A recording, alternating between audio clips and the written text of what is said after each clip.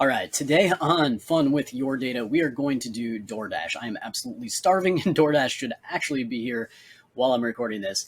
And we're going to do that so you can bring in your own data from your own DoorDash orders as a regular user. They also have an ability to do that for the merchant type accounts, but we are just regular folks ordering from DoorDash because we are hungry. So I have some Uber Eats data, and that is on another video which you can download with your other Uber regular data and all the other products and services they offer. But today we've got DoorDash. I've been ordering a ton of that, especially because they have an awesome partnership with Chase Sapphire to credit your DoorDash special account for a decrease in the fees and reduced delivery fees as well. So we are going to request an archive from DoorDash. It does usually take a little bit to get this, maybe a couple days or two. So make sure you go into your account on DoorDash.com and you can click the menu hamburger and go to account and then manage account.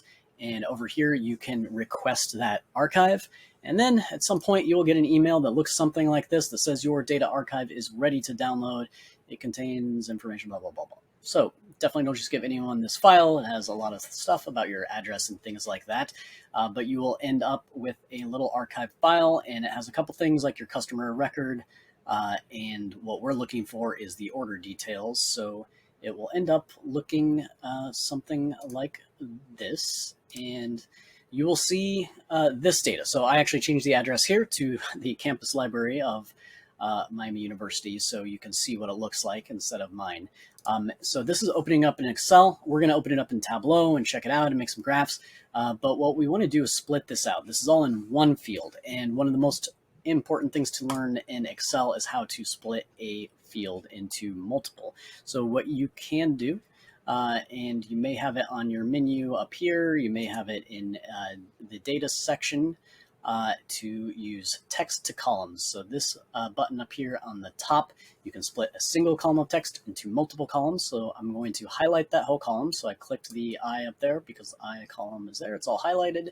And then text to columns, which is awesome. And there's multiple different ways to do it. Some files use tabs and they're all organized like that. Some are delimited. So this is delimited by commas. So each of these sections, you've got your street address, number, and street name, and then you have a city, state, and zip. So those are delimited. And so I'm going to choose that in the radio button there, and then click next.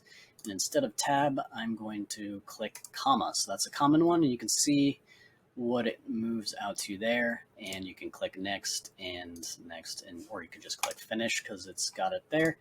So now we have three separate fields. I actually need to do that again here because the state and the zip code are just separated by a space. So now instead of a comma, choose space and finish.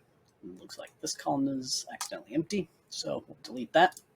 And so I'm going to follow that same format for these.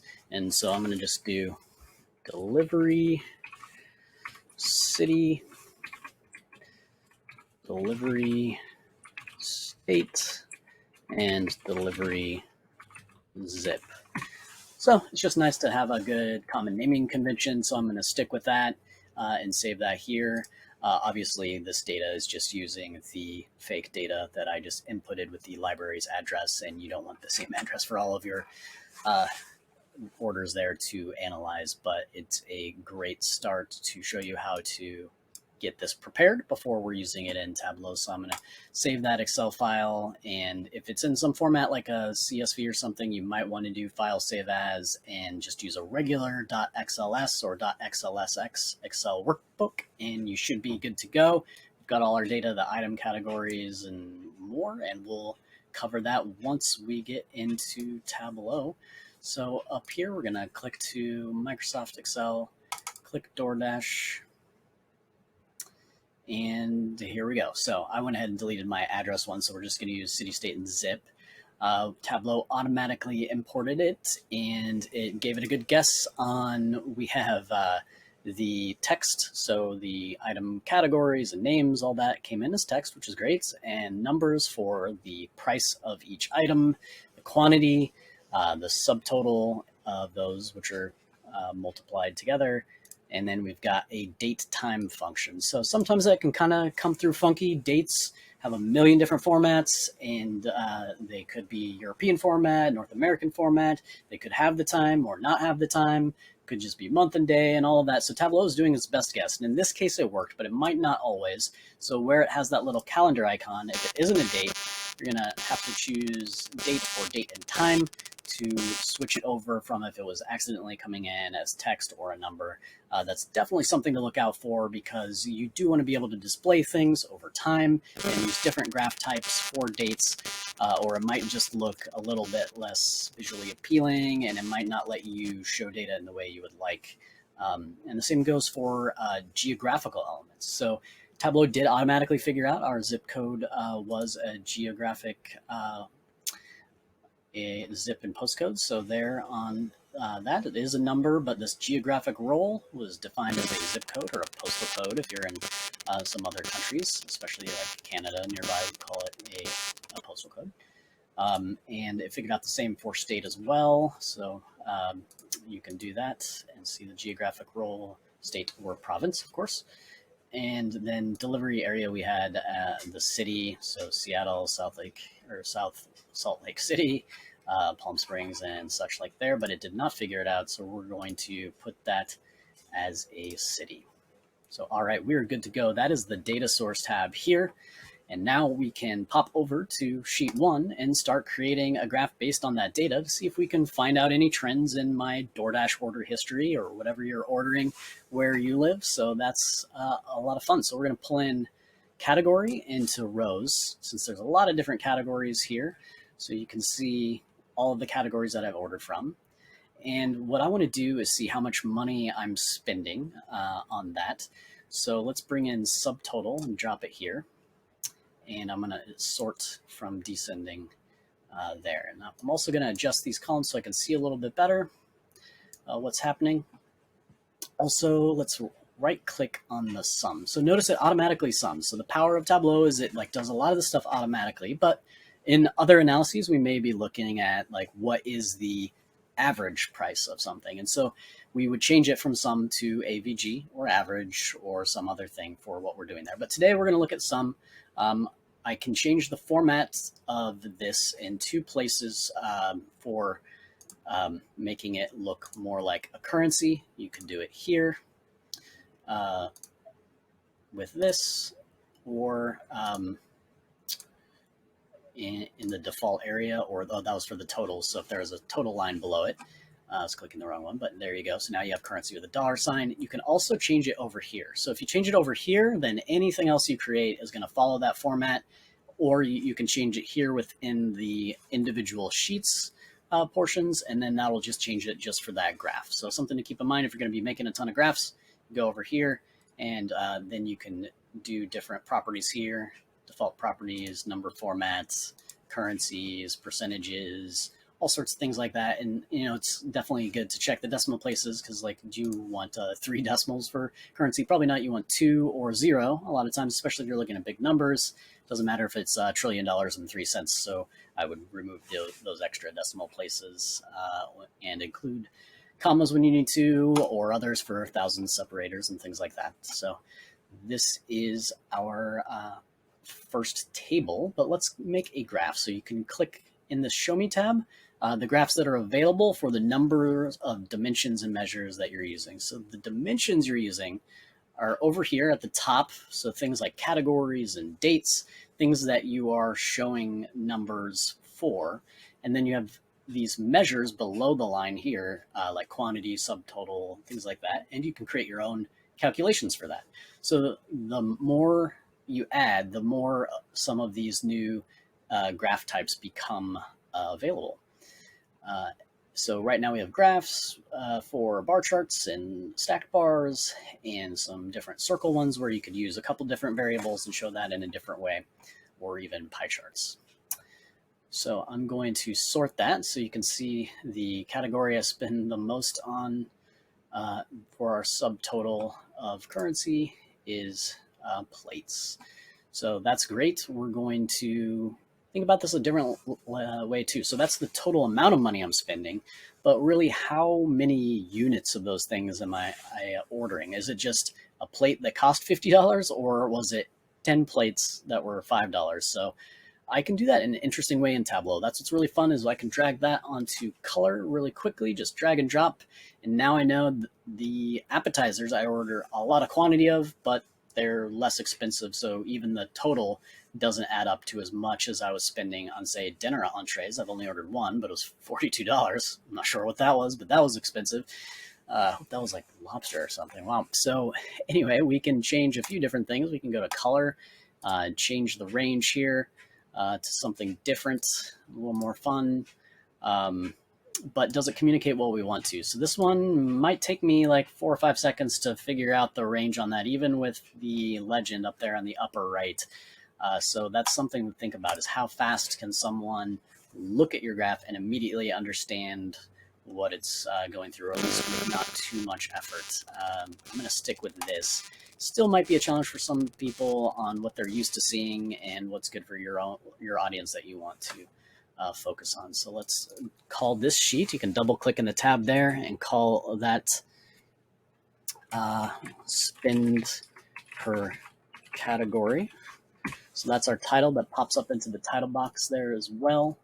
Call it DoorDash orders. And DoorDash's colors are red. That's not very good red. Let's see if we can pick a better red. Can probably pick the exact HTML and hex values if you want to match up the branding. That's a great idea if you're going to be doing this professionally and publishing it and things like that. And you can certainly do all of the formatting and fun things there and, do some good design practices and work with that. So of course you could add this into dashboards and all those other things, but we've got to start with one graph here. Can change that size so we can see what's going on. It looks like they have some very specific categories that are actually individual items at a particular restaurant, which is not really how you're supposed to set up the data, but that's what's in here. So a lot of times, garbage in, garbage out if you're not using your data structures correctly as a restaurant, which in this case, that restaurant is definitely not. You want to be able to compare across restaurants. So I want to see all the Vietnamese restaurants that I ordered pho at, and I would love to do some data on that. But if they called it something else, then it might be difficult to compare across those different companies. So that is one thing. Let's see, what else could we do? That's fun. You can also right click and duplicate that and create another version of that so you can, experiment and explore without losing your original graph that you want to keep right there. So another thing we could do is let's rename spend per category. Let's do this. Let's see. Category spend over time. So what I want to find out is something using our dates. So we have when it was created and we have the amount, but I don't want to look at everything. So I'm just going to pick a few things like dinner entrees, curries, noodles, and I'm clicking Control and holding as I go through here, maybe pho, and sides and entrees and rice dishes. And I'm going to right click, and keep only. So the rest will fall away. We're just focused down on these. So it will be a little bit easier to graph. And I want to bring in a time portion. So we have created at as our date area. So the date it's coming in is year. You can change that with the plus, and you can go down to quarter and month and day. You can also right click on it, and there are options all sorts of here from quarter all the way down to more, hours, minutes, and seconds if you have them, which we do, or exact date. So I'm going to click exact date there. In category, I'm going to drag to color. So instead of displaying the categories with all of that stuff going on, you have, or you can see them now here, and it's a little bit hard to see because the size is small. So I'm gonna try to make that thicker. There we go. So obviously I'm not ordering every day, so we have some isolated data points, but you can see some trends over time as well. So it looks like you can see the curry trending down, I guess. Maybe it's going to pick up as we go towards winter. But you also, when you use that continuous date format, instead of having every single date where everything I ever ordered was listed on here, you get kind of the smooth uh, list between the months on the years 20 to 2021. So that looks a little bit better. And then you get a little legend up here. You can go to color, click edit colors, and choose different color palettes. Instead of that default one, click assign, click apply, and now we've got a little bit different thing there as well. You can also make it more or more or less opaque. So if you have a lot of other lines and you're over things with layers, you can adjust that. So that's great. You can also add labels to everything. You can add labels just to the min and the max, or just which one you select. So if you click that, you can just have one, or you can just show that. So you have a few reference points, but you don't want to overwhelm the viewer with way too many numbers and things like that. So that's great. Looks like we have another graph good to go. We're going to duplicate that again. And then, what should we look at next? I'm thinking we have category was the excluded one. So where we excluded it came up here in the filters. I'm going to pull that off. And so now you can see everything. So that's, let's call that all. And I'm going to duplicate that again. I want to keep that all there because that's kind of a neat view. And so if I was telling a data story, I might show all first and then zoom in just to the ones I want to talk to you about. So they see this for a second, kind of get a feel that there actually is a lot of different orders, and then know that we're only talking about a subset. So that's fun as well. So I'm going to duplicate that. But instead of category, I'm going to say, let's just look at the states as the color as well. So and remember, we can flip this and look at it a different way. So I swapped the rows and columns there. So this looks a little bit more like what you would normally see. And so whatever your viewers are interested in and seeing that helps them the most, and definitely test these out and get some user feedback and see what works for them. But now we can see that Washington State is the vast majority of my orders, which makes sense. I've lived here for, the last 8 or 9 years, but I definitely stop by Ohio and Utah and certainly California almost every year. So there are a few of those, at least when I'm paying. These might be, there might be a more DoorDash orders on my friends and family's accounts. But for me, at least, you can see in Ohio on March 9th, I was teaching a midterm review and ordered something there, as well as in Utah. I believe I ordered something there in not too long after. All right, so, and some California as well. So popping down to Palm Springs to heat up in the winter, and there are a few orders there as I was hanging out in my Airbnb by the pool. So this does give us a little bit of a history. I definitely had a gap where I was not ordering DoorDash as much, maybe a little bit more Uber Eats around then, maybe just cooking at home. So that helps us tell a little bit more of the data story. You can also duplicate this again, and maybe there's infinite things we can do. You could do, instead of state, what about, let's do an entire different graph chart, and we're going to do store name by the color, and let's, instead of year, let's get this out to maybe a month. And you can change it to fit width. So this is the sizing as well, standard. You can fit the width or height automatically, or just make sure you get everything, and it's dynamic. So if you do publish this to Tableau Public or somewhere else for a dashboard for your company, you need to make sure that wherever this is ending up, that'll work. But of course, it's fine on the screen here. And now we can even change this to a different shape. Since this is, let's do a filled in circle so we can see it well and make it a lot bigger. There are a lot of colors, so I don't really recommend more than like 3 to 5, but because I do go to a number of different stores or restaurants. That way, there are quite a few. So I actually might group these together and do a different graph. But for a start, it's kind of hard to see by year. I would definitely group these, maybe group them like sushi and barbecue and pizza and those things, and have just 3 or 4 colors. You can do that. You could take, let's see if we can find 2 similar things. Maybe, okay. Taiwanese, Japanese, Japanese. Okay, let's do 2 Japanese, and you can create groups or sets. So we can group those members, and you can add more. So I can edit it over there, edit. So you've got other. Automatically, it gave everyone else that dark gray, and you can change the colors, of course, but you can add more to this. I can rename that as Japanese restaurants.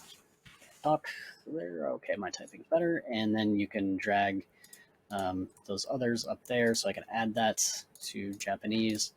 And so now I can see what is my trend, see if there's any more there as well.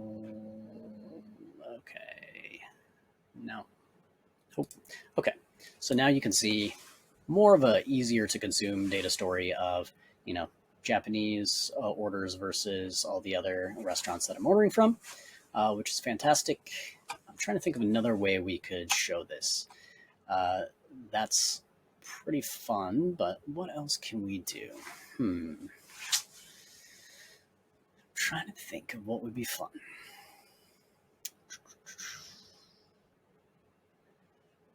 We do have mapping data, but it's not quite set up in the right way.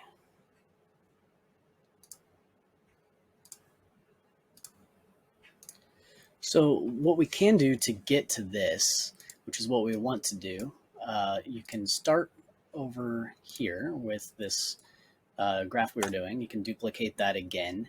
And one of the things is we don't really want to look at this over time. I want to look at things geographically. So let's reduce some of these things back. We were looking still at the sum. I want to know the total amount I'm spending per state. We talked about, you know, spoiler alert, it's Washington. But nevertheless, let's check it out and bring in delivery state.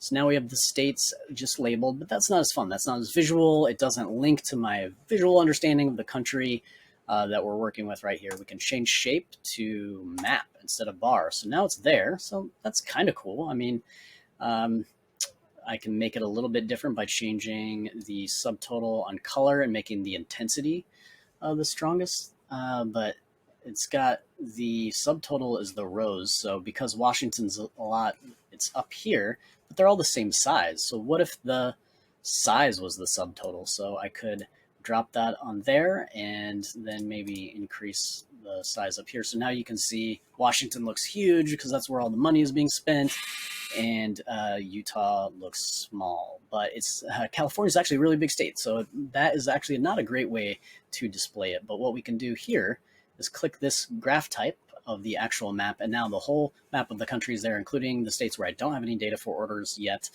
within DoorDash at least. And now we have the states lit up with color, and with that intensity of the quantity is now darker. So Washington State has the dark blue for the $850 nearly, and then Ohio's $37 is a little bit lighter. You can change that gradient up here on Edit Colors. You can do stepped colors, so they're a little more clear between them. And you can change the ranges at when that happens. So we can also do green for money. So I don't know, think about what you're displaying, the brands you're using for the color.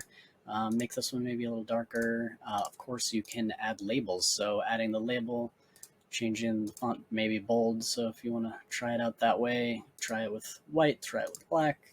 You can also match the mark color. So now that's kind of inverted from the color there. But this is another great way to display it. A lot of fun, and keep exploring, keep trying different ways to display your data. It's just fun working with your own and seeing what you can create. So have fun.